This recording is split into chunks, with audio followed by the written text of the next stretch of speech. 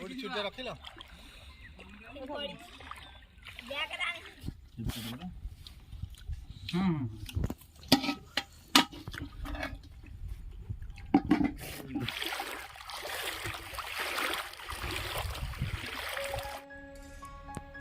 सांगमनी पुणी थे स्वागत आपन को मोर एक नवा वीडियो रे।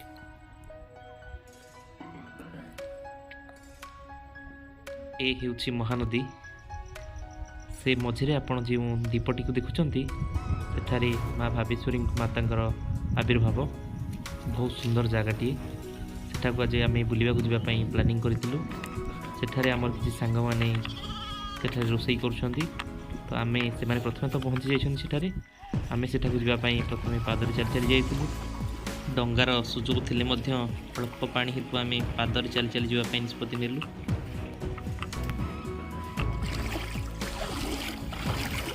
किसी बाट बाली चलला परे एबे पानी रे जावाई पड़िला। प्रथम तो पानी बहुत कम थिला प्रायतः आंठुए मु तो प्रथम चलिकी आसुली किंतु मो सांगे अन्य जो दुई जन थिले से माने मो पछ पछ आसुले। आंठुए हम आंठुए हम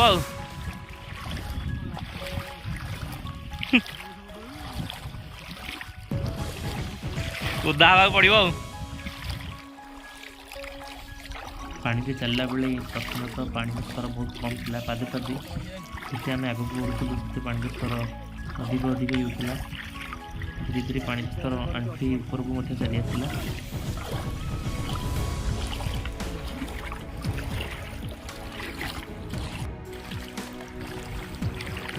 परिष्कार पानी किंतु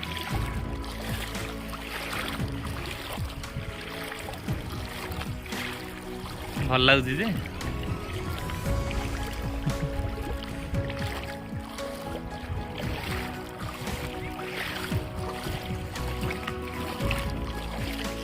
ओफो सेपटा खाली रहा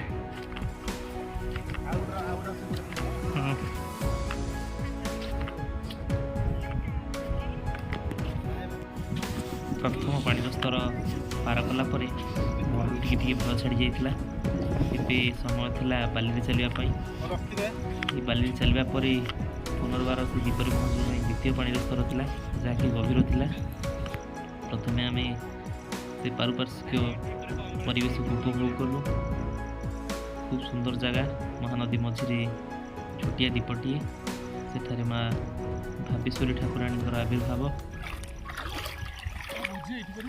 तापर द्वितीय स्तर जो आम गलु से पानी अधिका थिला अवश्य भय लगुन कारण से पाखापाखि लोक पिला थिले।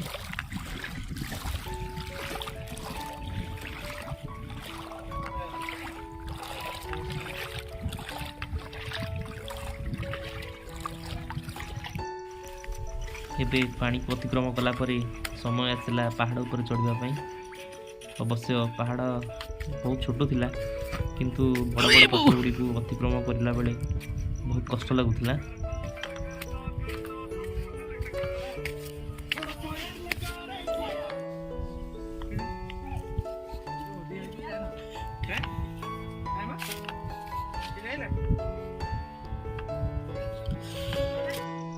ये बृहत पत्थरटी आप देखुं यही पत्थरटी माँ भावेश्वरी आविर्भाव कहीं केबेठू एठारे सावित्री अमावस्या बेले बहुत लोकंर भिड़ हुए।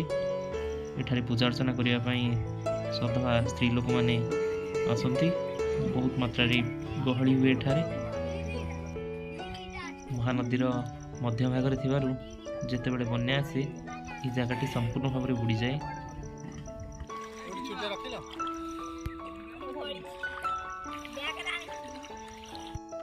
आमे माने पहुँचवा पूर्व से माने रोसई कर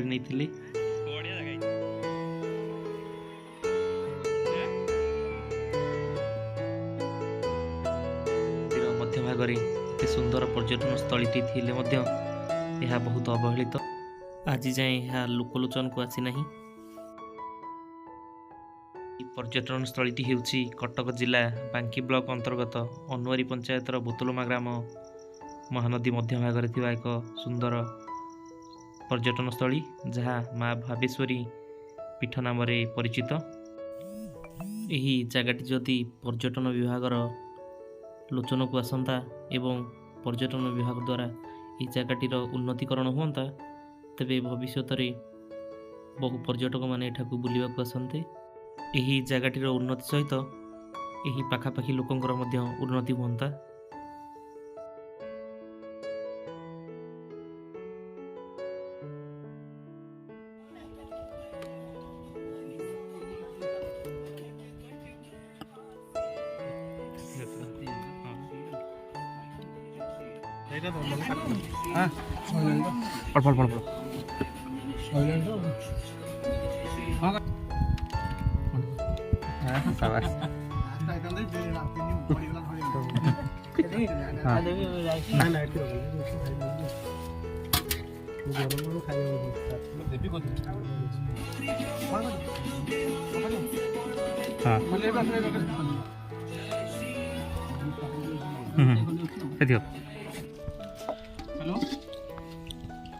ଏବେ ସମୟ ଆସିଲା ପ୍ରସାଦ ସେବନର।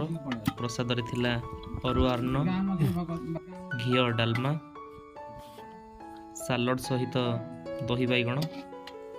ସାଙ୍ଗ ହୋଇ ମାଙ୍କ ପୀଠରେ ବସି ପ୍ରସାଦ ସେବନର ଆନନ୍ଦ ଥିଲା ଏକ ଅଭୁଲା ସ୍ମୃତି ଆମ ପାଇଁ।